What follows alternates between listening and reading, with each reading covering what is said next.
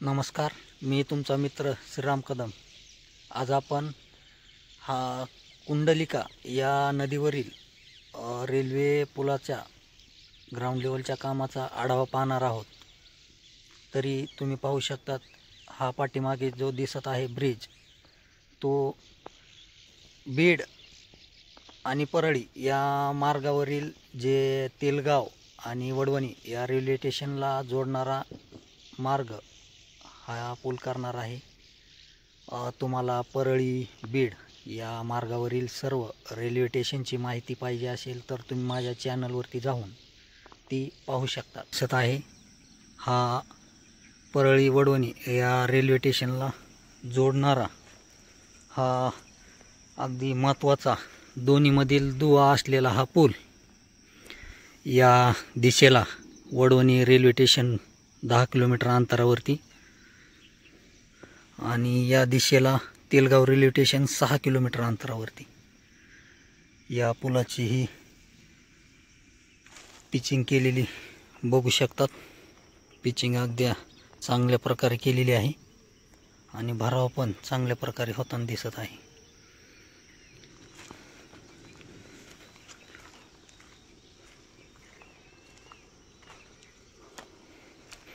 हे बघत असलेल्या पुलाचा आढावा आज आपण पाहत आहोत।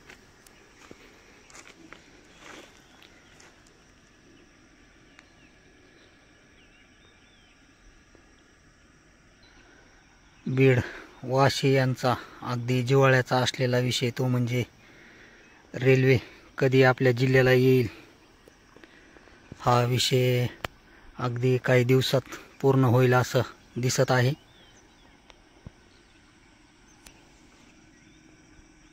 कुंडलिका या नदीचं पात्र खूप मोठं दिसत आहे, त्यामुळे 7 एसी असलेला हा रेल्वे पूल पाहत आहात।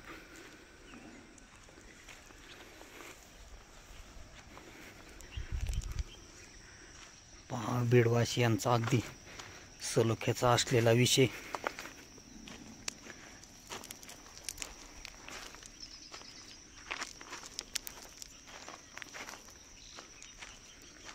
तो म्हणजे आपल्या जिल्ह्याला रेल्वे कधी चालू होईल।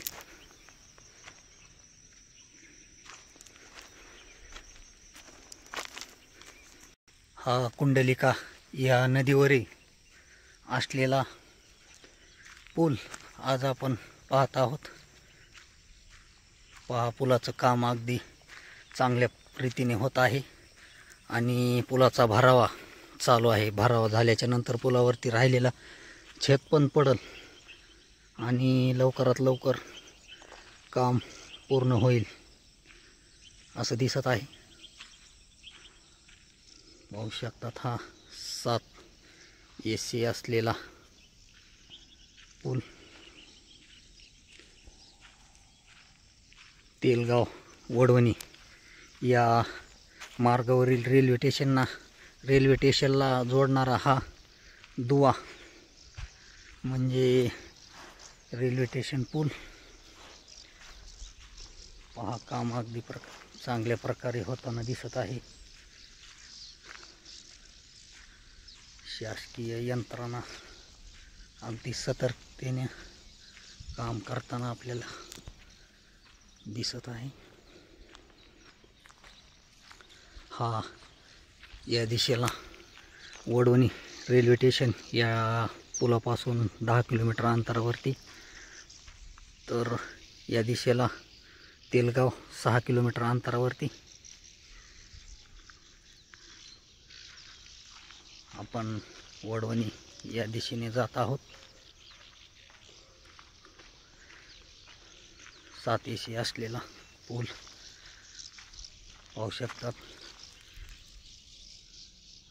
या 7 एसी असलेला हा पूल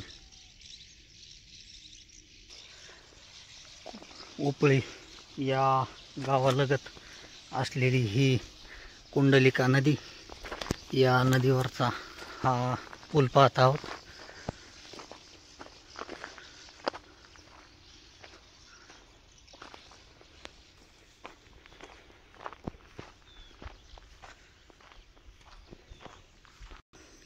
हा कुंडलिका नदीवर असलेला पूल. मित्र, तुम्हाला परळी बीड मार्गावरील सर्व रेल्वे स्टेशनची माहिती पाहिजे असेल तर